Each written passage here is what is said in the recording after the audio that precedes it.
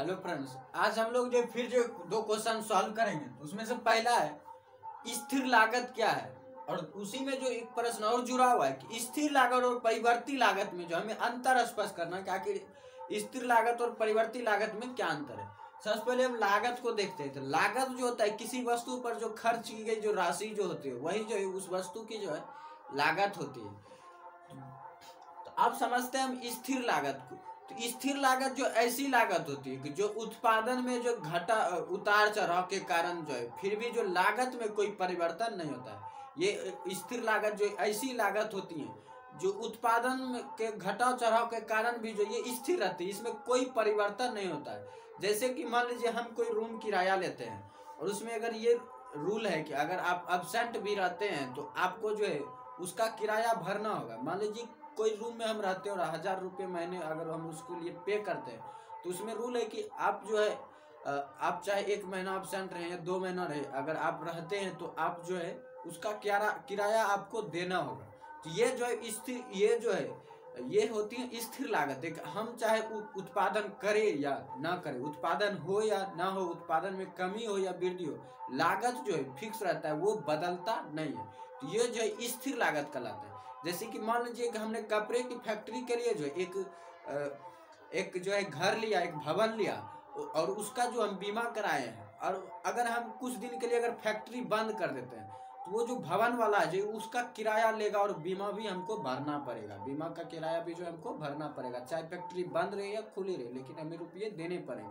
तो ये जो यही जो है स्थिर लागत होती है कि लागत जो है उत्पादन बढ़े या घटे, उत्पादन में उतार चढ़ाव के कारण जो है लागत में कोई परिवर्तन नहीं होता। तो ऐसी लागत जो है स्थिर लागत कहलाती है। वहीं पर जो है अब होता है परिवर्ती लागत, कि परिवर्ती लागत जो है ये जो कहा जाता है कि परिवर्ती लागत जो है स्थिर लागत जो है, इस दोनों में एक चीज का फर्क होता है कि स्थिर लागत सिर्फ जो है आपातकाल स्थिति में लगाए जाते हैं। आपातकाल स्थिति में जो है स्थिर लागत ज्यादातर काम करते हैं, और परिवर्ती लागत जो है हर समय जो है ये बदलते रहते हैं। कि ऐसी लागत जो मजदूर के जो या उत्पादन के उतार चढ़ाव के कारण, उत्पादन के उतार चढ़ाव के कारण जो है लागत का भी जो उतार चढ़ाव होता रहता है, लागत भी जो परिवर्तन करते रहते हैं। तो ऐसी लागत जो है परिवर्ती लागत कहलाता है। जैसे मान लीजिए कि हम कोई कपड़ा का दुकान खोलते हैं या कपड़े की फैक्ट्री खोलते हैं, तो हमें ज्यादा यदि कपड़े उत्पादन करने हैं तो हमें ज्यादा मजदूर चाहिए, ज्यादा सामग्री चाहिए। तो हम यदि ज्यादा सामग्री देंगे तो ज्यादा कपड़े का उत्पादन होगा, और कम सामग्री देंगे तो जो है कम कपड़े का उत्पादन होगा।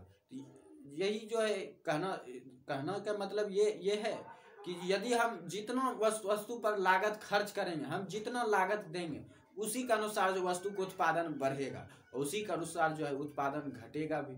यदि हम ज्यादा लागत देंगे, ज्यादा खर्च करेंगे किसी भी सामग्री पर, तो हमें कपड़े का उत्पादन ज्यादा होगा। यदि कपड़े की सामग्री पर जो है कच्ची सामग्री पर जो हम कम लागत खर्च करेंगे तो जो हमें कपड़े का उत्पादन भी कम हो। तो ये इस प्रकार से जो बदलते रहते हैं स्थिर लागत जो परिवर्ती लागत जो है, इन दोनों में अंतर ये है सबसे पहला कि ये जो स्थिर लागत ज्यादातर जो आपातकाल की स्थिति में स्थिर रहते हैं, बाकी जो दिनों में जो ये परिवर्ती होते रहते हैं, बदलते रहते हैं, समय के अनुसार जो ये बदलते रहते हैं।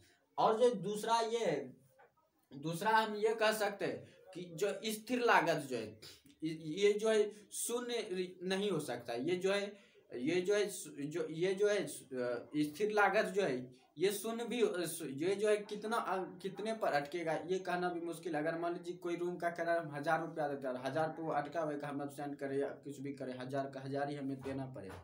तो वहाँ पर जो है ये हम नहीं कह सकते कि जो है स्थिर लागत शून्य हो सकता है, लेकिन जो है परिवर्ती लागत जो है वो शून्य भी हो सकता है। ये जो है परिवर्ती लागत जो है ये शून्य भी हो सकता है, लेकिन स्थिर लागत शून्य हो ये आवश्यक नहीं है। उसके बाद जो है परिवर्ती लागत जो है ये समय के अनुसार जो है हर पल बदलते रहते हैं, उत्पादन के क्रमानुसार जो बदलते रहता है। उत्पादन अगर वस्तु का ज्यादा होगा तो हमें ज्यादा लागत खर्च करने पड़ेंगे, यदि उत्पादन कम करना है किसी वस्तु का तो हमें लागत भी कम देनी पड़ेगी। तो ये सब जो इनके अंतर है। इस प्रकार से जो हम स्थिर लागत और परिवर्ती लागत में जो अंतर समझ सकते हैं।